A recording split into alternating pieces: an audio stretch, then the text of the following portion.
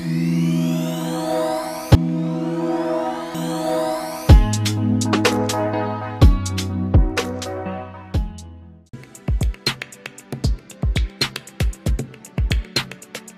m'appelle Mahamadou Mansour Dia, docteur en sociologie, maître de conférences assimilées des universités, président de la cellule pédagogique de sociologie, en même temps président de la commission d'organisation des élections de représentativité des Bénin.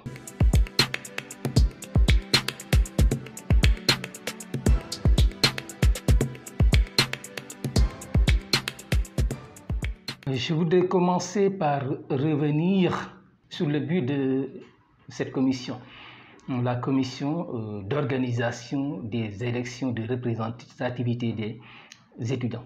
Vous savez, une université est une société en miniature avec différents acteurs, avec différentes composantes.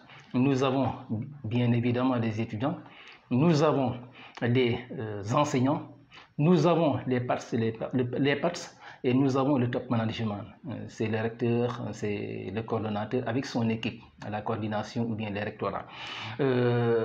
Or, il faut qu'il y ait communication, il faut qu'il y ait interaction entre les acteurs.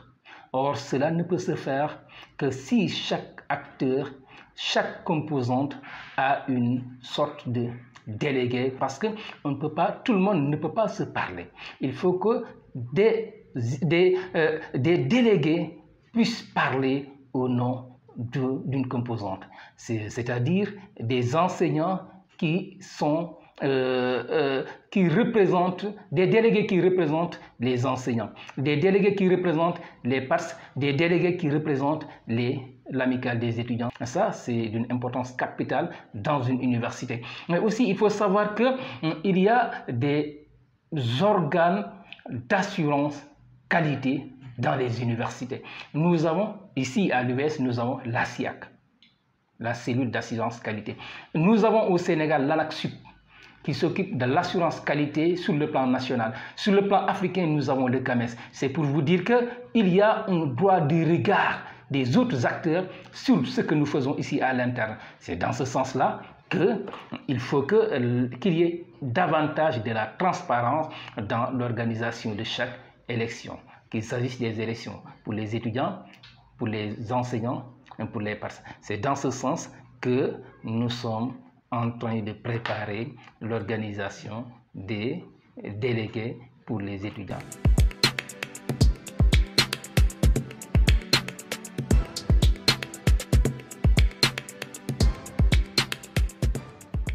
Il faut être clair, c'est l'administration qui organise les élections. Parce que pour les étudiants, on ne peut pas être juge et partie. Il y a un bureau sortant, mais si on permet au bureau sortant d'organiser, il se peut qu'il y ait parmi les membres du bureau sortant, mais certains qui désirent être réélus.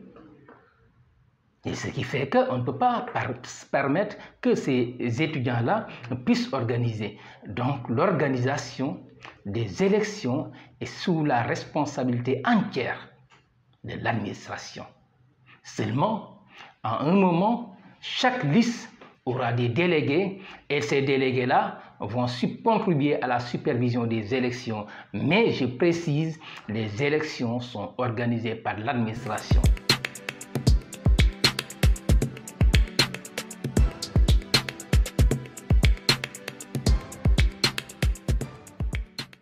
Cette année-ci, il y a une nouveauté, c'est que tout se fait en ligne. Avec chaque étudiant aura un compte. Chaque étudiant régulièrement inscrit aura un compte avec son mot de passe et il aura à renseigner des données avant de pouvoir s'inscrire sur les listes. Il y a des données que en principe, seul l'étudiant devrait disposer. Par exemple, mon INE, en principe, c'est moi personnellement qui devrais garder mon INE. Date de naissance, mot de passe. Donc, il y a certaines informations que l'étudiant devrait renseigner avant de pouvoir s'inscrire. À un moment, la plateforme d'inscription est clôturée et on passe à la phase de vote. Il y a différentes phases. Il y a d'abord la phase d'inscription, ensuite la phase de vote, ensuite on publie les résultats, Ensuite, il y a une phase de contentieux, parce qu'effectivement, il se peut qu'il y ait des contentieux. Il y aura cette phase-là avant la publication définitive des résultats. Mais ce qui est plus important, nous tous, nous sommes dans des plateformes. On sait que, par exemple, personne, en principe, ne peut se connecter sur mon compte. Et de toute façon, dans les plateformes, il y a une traçabilité. On sait ce que chaque personne fait dans la plateforme.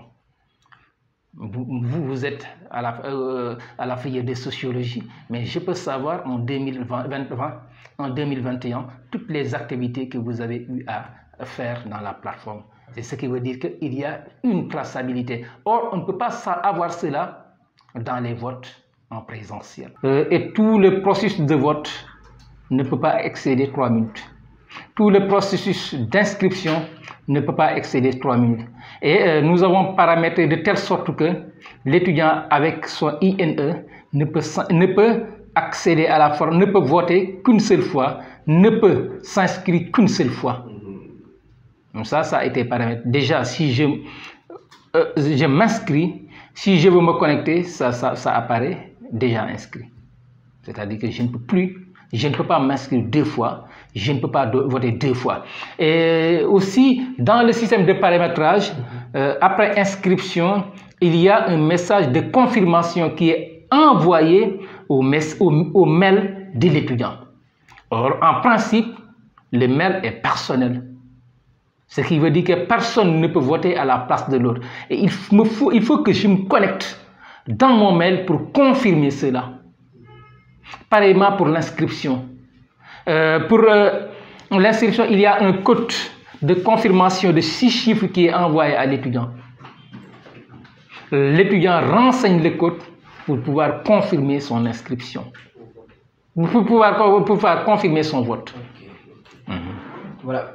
Tout cela s'est fait dans un processus de transparence des élections. Il y a un guide qui a été envoyé aux étudiants. Cette fois-ci, nous avons tous les processus où nous communiquons. Pour l'ouverture des inscriptions, un communiqué a été déjà, je pense, posté. Donc, pour toutes les phases, il y a un communiqué. Mais cette fois-ci, il y a un guide qui renseigne les étudiants de toutes les phases des élections.